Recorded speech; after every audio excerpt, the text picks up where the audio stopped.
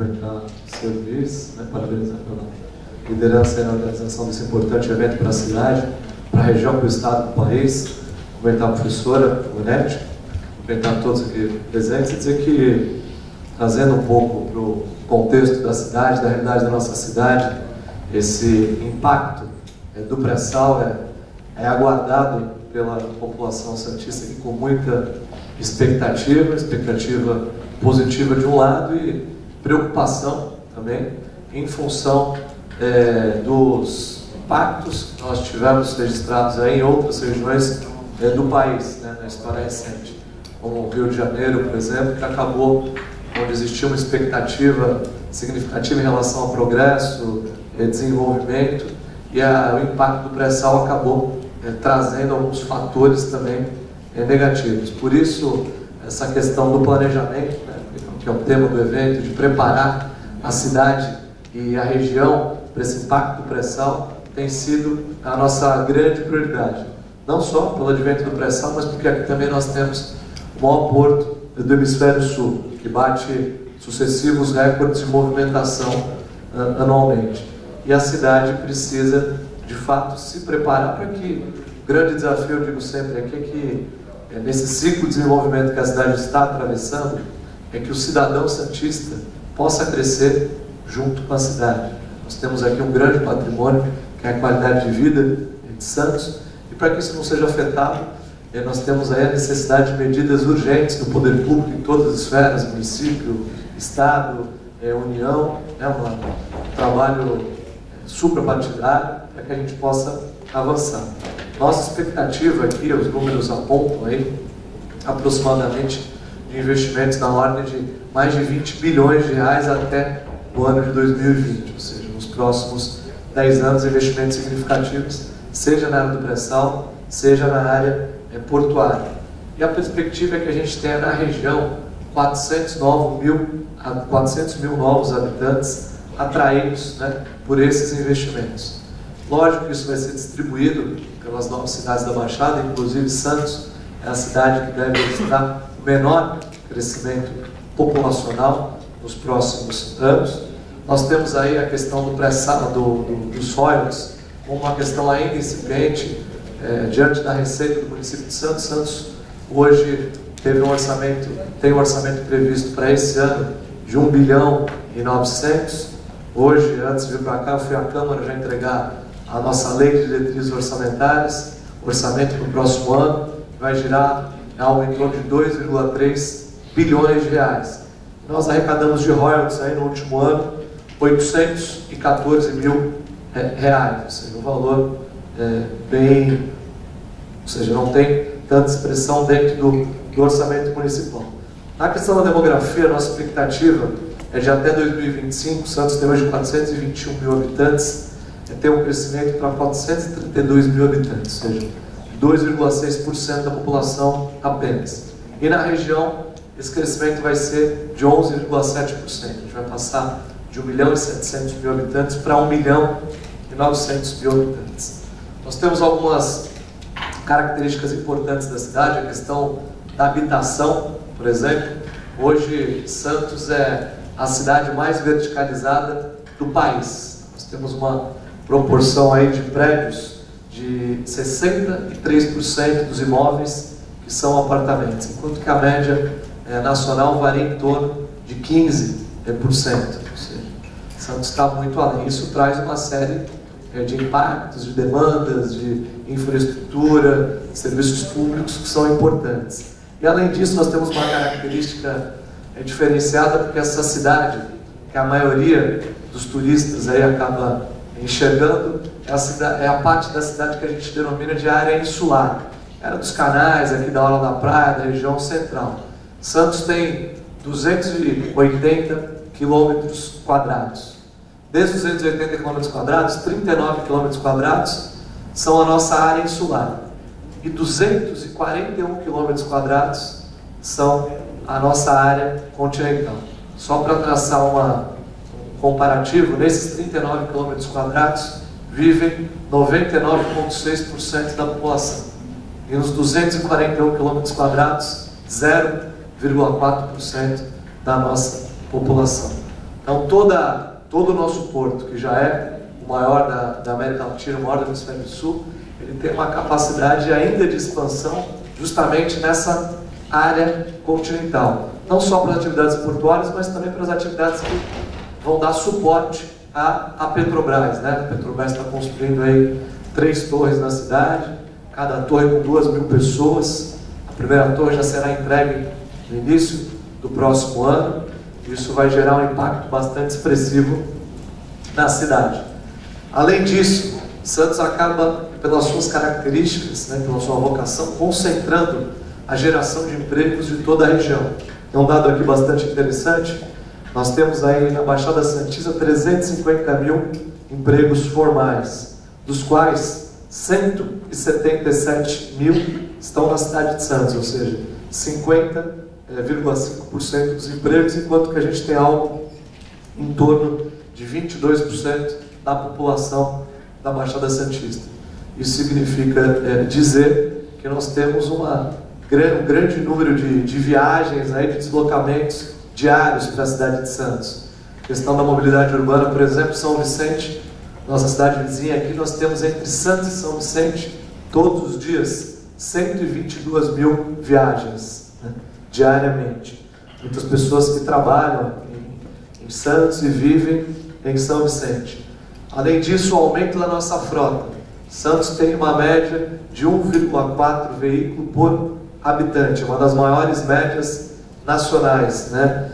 Hoje são 293 mil veículos emplacados na cidade, fora aqueles que circulam diariamente pela nossa cidade, que vem das demais cidades aqui da Baixada Santista. Sem falar nos caminhões que acessam o nosso porto. Hoje são 15 mil todos os dias que acessam a cidade de Santos. Com isso, nós temos muitos desafios, né, dentro desse processo de planejamento e de desenvolvimento da região, com o objetivo de garantir a efetivação desse ciclo de desenvolvimento econômico e conciliando com a preservação da qualidade de vida da nossa população.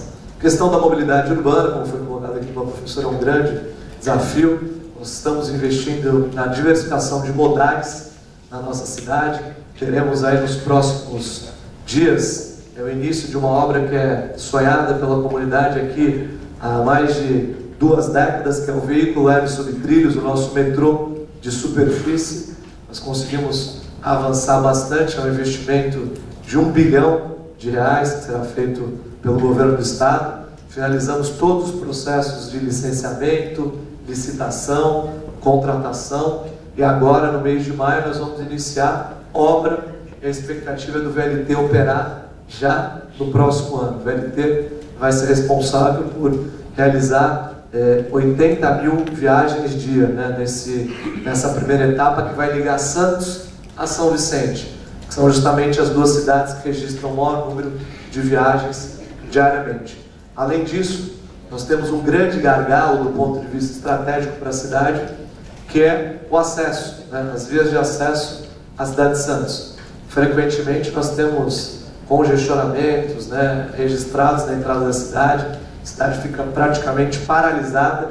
Agora, nesse período, especialmente, nós estamos no período da safra, né, soja, milho, açúcar, escoamento dessa produção pelo nosso porto acaba gerando um tráfego intenso para o porto, e isso acaba muitas vezes inviabilizando a entrada da cidade. Então, nós conseguimos agora viabilizar um importante recurso junto ao Ministério das Cidades, governo federal, para viabilizar a primeira etapa das obras da entrada da cidade, investimento de 290 milhões de reais para os primeiros viadutos, aí, as primeiras intervenções dessa importante obra.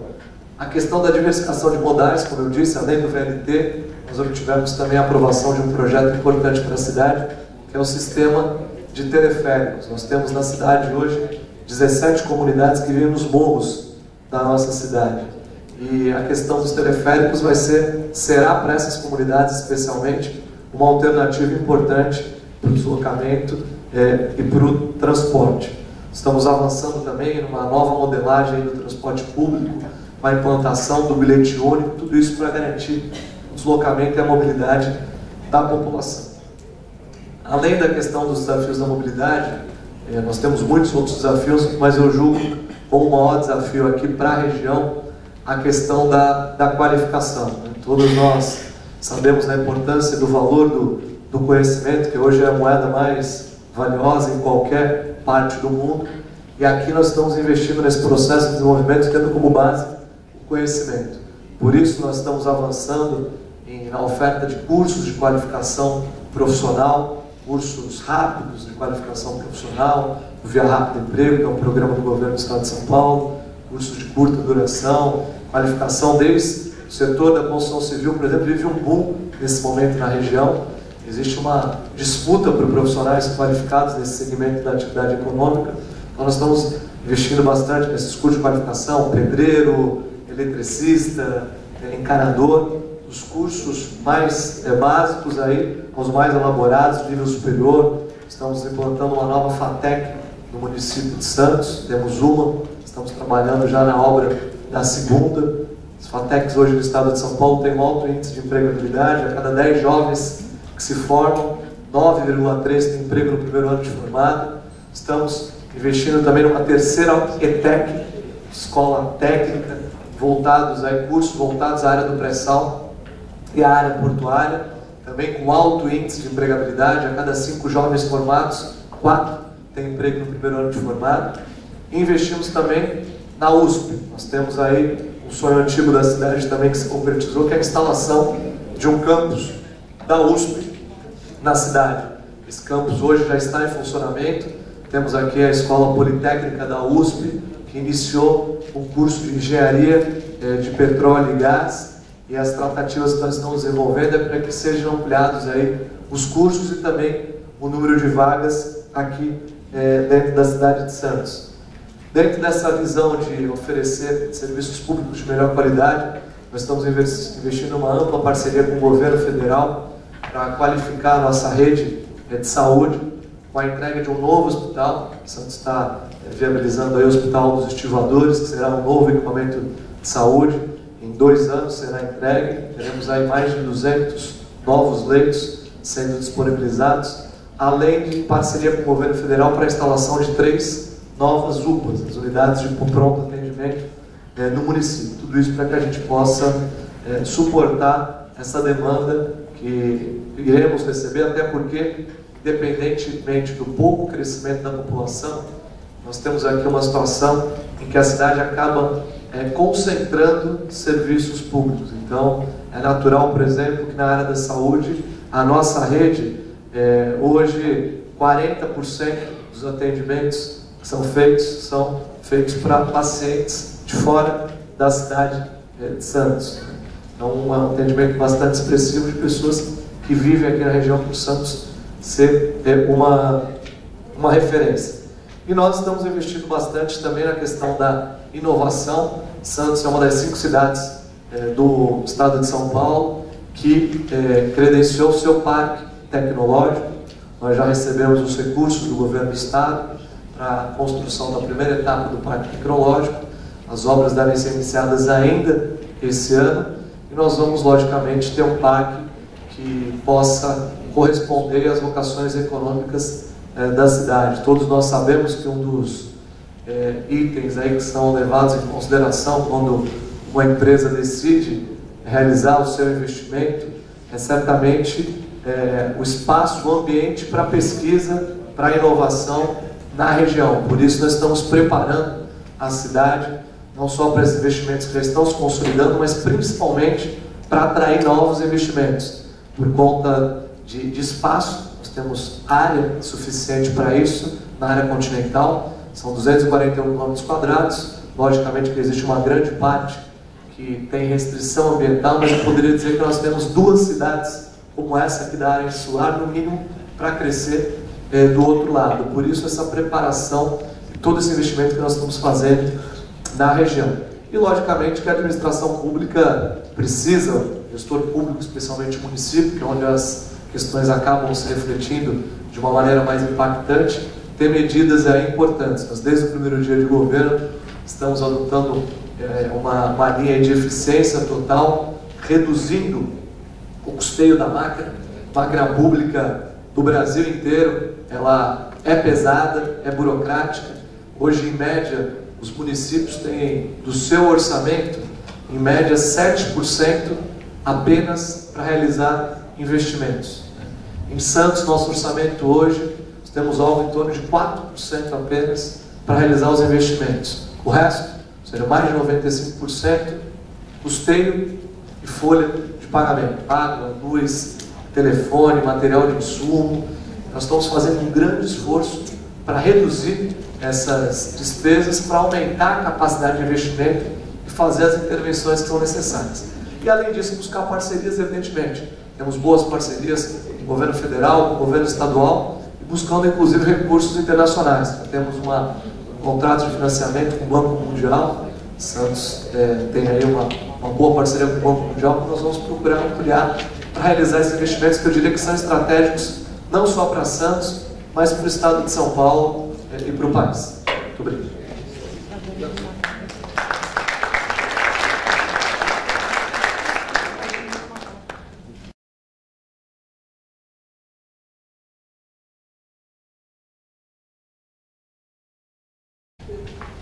Eu só queria chamar a atenção dos senhores para um paradoxo interessante aqui, né?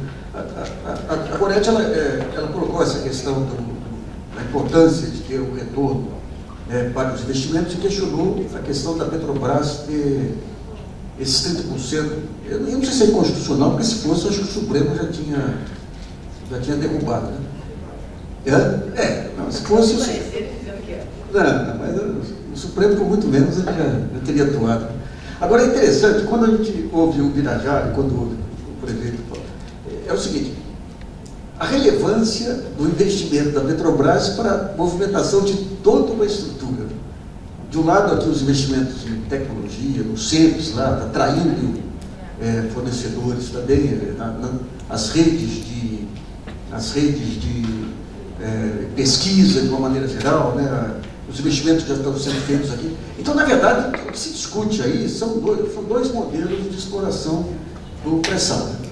Um modelo que se busca a eficiência, digamos, da extração e do investimento em si, como valor em si, e o modelo que busca, a partir do pré-sal, você tentar estabelecer modelos de inserção regional, de políticas industriais, de substituição de importações, estímulo a parcerias internacionais e tudo mais. Então, na verdade, nós estamos falando de dois modelos, né? Digamos que a parte virtuosa é você, de alguma maneira, estabelecer formas de atrair o capital privado eficiente, mas submetido a uma coordenação, para a parte de pesquisa, investimento, substituição de importações, que eu tenho a impressão que se não fosse um órgão como a Petrobras, seria muito difícil o governo, com as suas estruturas, que não são tentativas. Essas estruturas não têm, em geral, condição de atuar na ponta, né?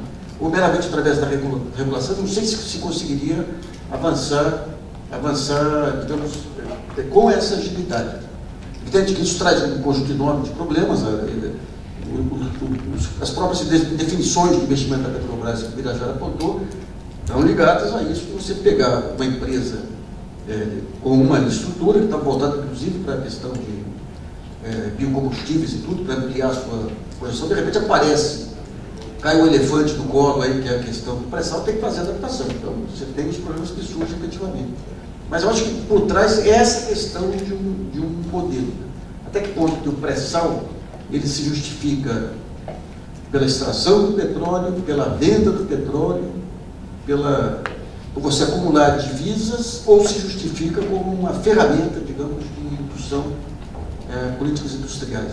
Nos dois casos você tem problemas e contraindicações, mas eu tenho a impressão que a opção que foi feita, inclusive pelo sistema de partilha, foi essa opção de ser uma ferramenta de uma política industrial eficiente, que ocorreu realmente também no final dos anos 80, com o Bacia de Campos, com aquela crise internacional danada, que o Brasil ficou sem divisas, que a Petrobras acabou se constituindo, você vê, em plena década de 80, aquele caos monumental.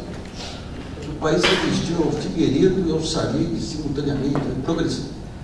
Ela conseguiu fazer uma política industrial fantástica na época lá, motivada pela falta de divisas. Você não tinha alternativa, você não podia importar, tinha que explorar a bacia de Campos, então foi feita uma política industrial. Então a impressão que são duas visões de modelos de exploração.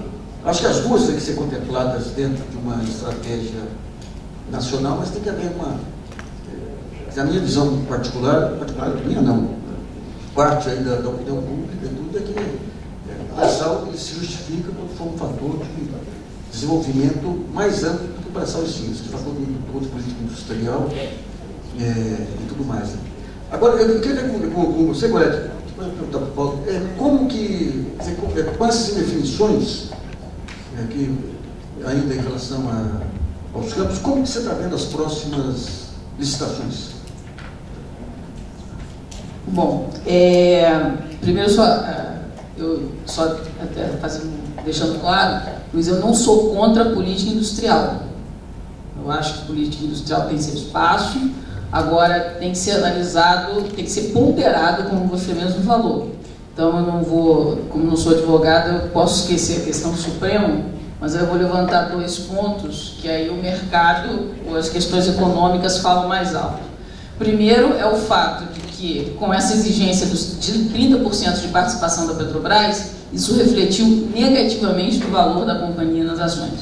Então, o mercado ele não tem manipulação, ele reage de forma clara, objetiva e direta. Então, os 30% de obrigatoriedade que a Petrobras tem foi visto como um gargalo ao desenvolvimento do pré-sal e não um incentivador ao desenvolvimento do pré-sal.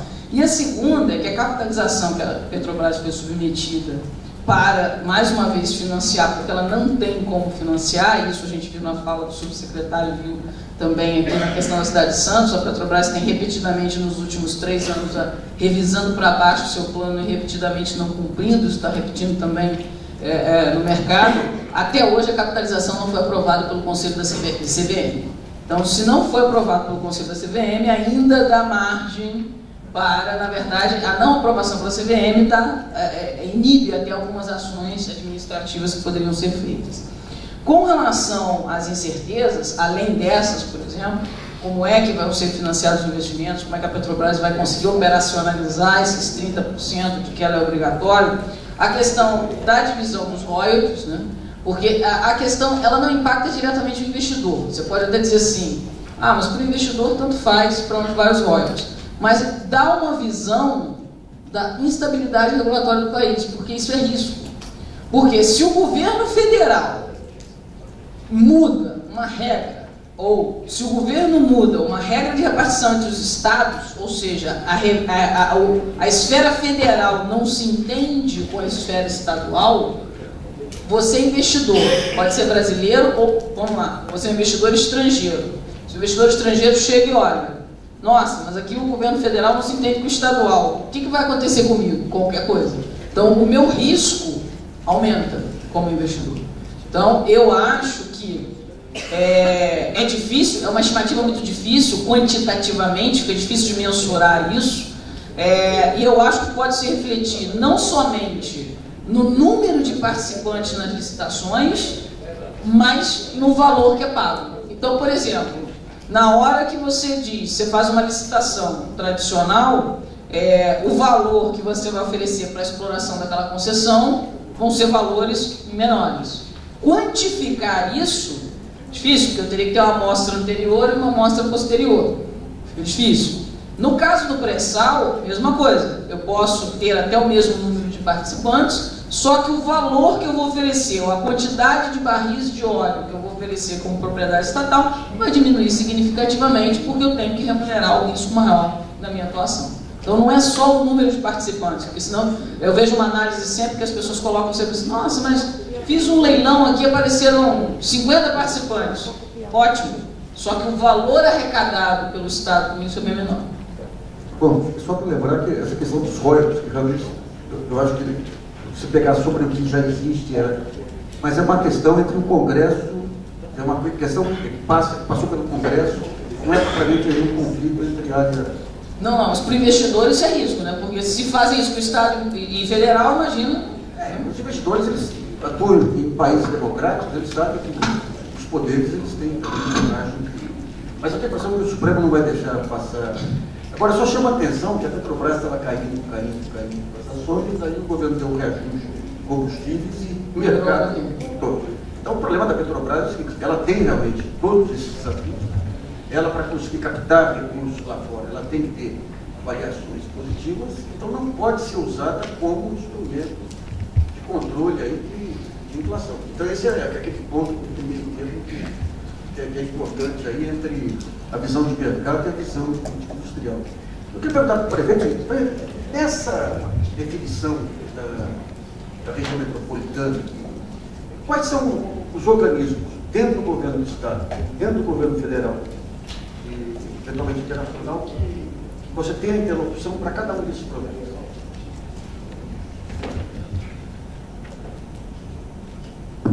Nós temos aqui no âmbito regional, na região metropolitana da Baixada Santista, o órgão do governo do Estado, que é a Agência Metropolitana de Desenvolvimento, a AGEM. Temos um órgão aqui também, que é o CONDES, o Conselho, que reúne os prefeitos aqui da Baixada Santista, os 9 prefeitos.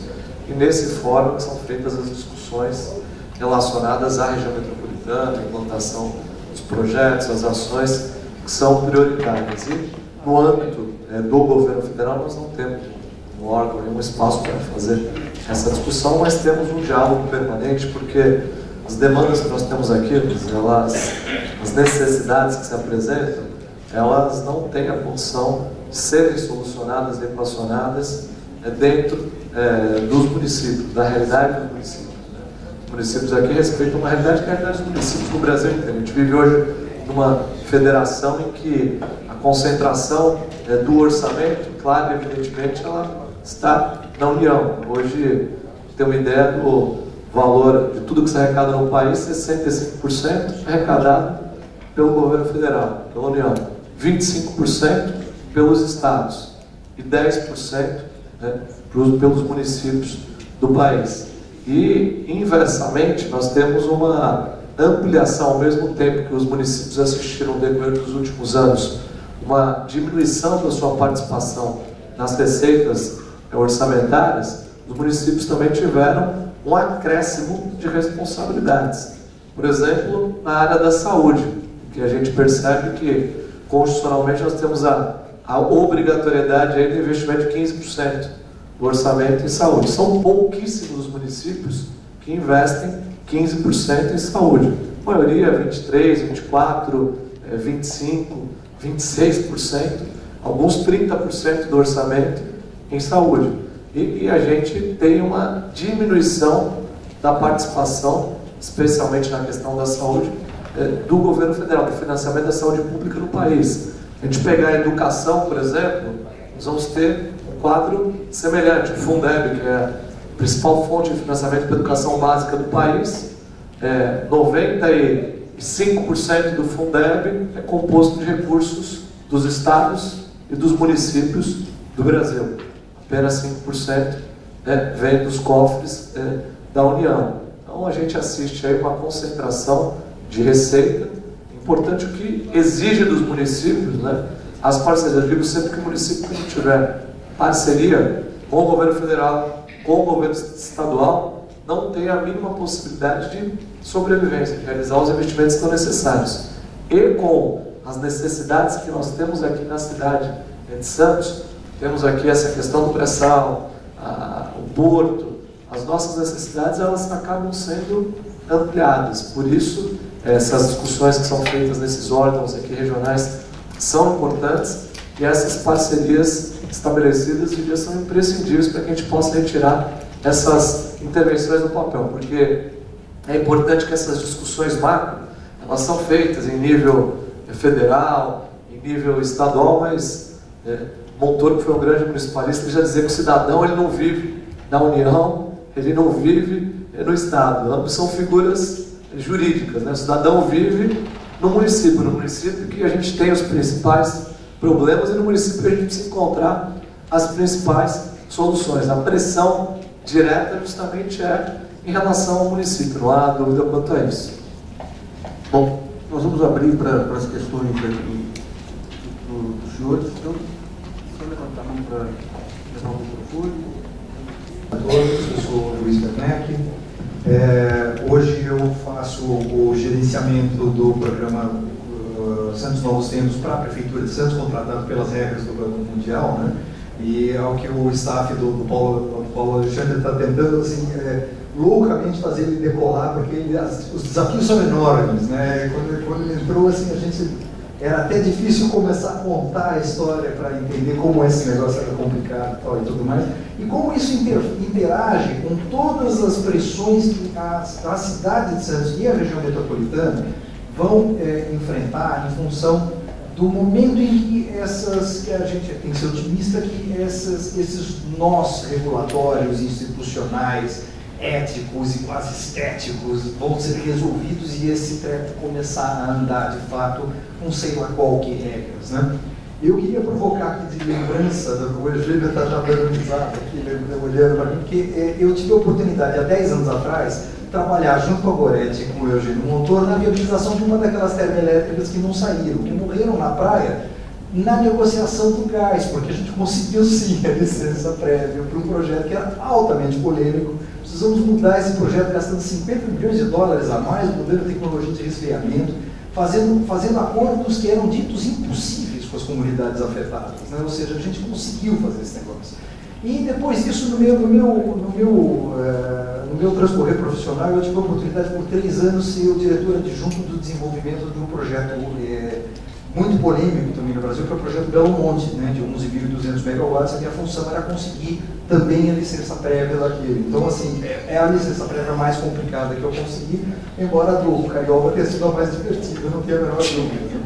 Mas eu queria até fazer uma provocação, são 2 pontos assim, que eu queria provocar. Um deles, a Goretti e o Eugênio vão lembrar, porque a gente estava até num carro indo para uma audiência pública quando eu falei. Primeiro, assim, eu estou vendo, na hora que a Goretti está colocando essa coisa das regras e a incerteza a respeito dos royalties, me dá uma impressão assim que, até hoje eu não consigo dizer se aquele investidor para o qual nós trabalhávamos era um bom investidor ou não. Eu acho que era um bom investidor.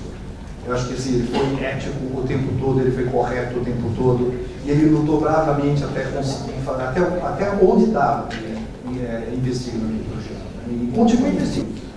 Mas o fato é assim, as regras ruins ou as incertezas a respeito dos cumprimentos das regras, não é que elas espantam os investidores. Me dá a impressão que elas atraem investidores que não são bons investidores.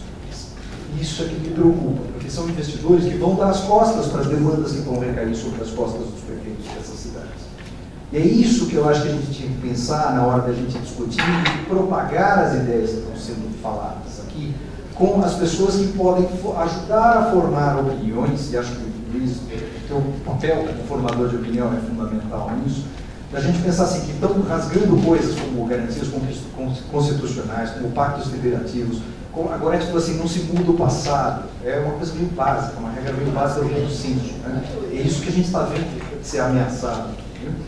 E aí a outra coisa que é quase que uma anedota, assim, né? Que é dessa questão da partidarização dessas decisões, de uma luta pelo poder, de quem é que vai estar no comando quando isso acontecer, quando se resolverem as questões e o pré-sal efetivamente acontecer, né? Eu me lembro, é a segunda parte, que é do que eu minha colocação, que era uma colocação, talvez não seja, Luiz Nassif, o seu economista preferido, mas que o Eugênio Tudin colocou teoricamente o Dutra, quando o Roberto Campos estava presente, na decisão se ia o Brasil ser ou não signatário do Bretton Woods para ser um fundador do Banco Mundial, do FMI e de tudo aquilo que a gente vê mandando na ordem econômica mundial no dia de hoje. O Brasil resolveu assinar, mas houve um assessor do presidente Dutra que teria dito que era melhor consultar as bases para saber se o Brasil ia entrar nisso. Né? E o Eugênio Tudin estava presente junto com o Roberto Campos. O Dutra olhou para ele e falou assim, isso é uma questão meio econômica, né? Ser fundador ou não do Fundo Monetário Internacional, do Banco Mundial.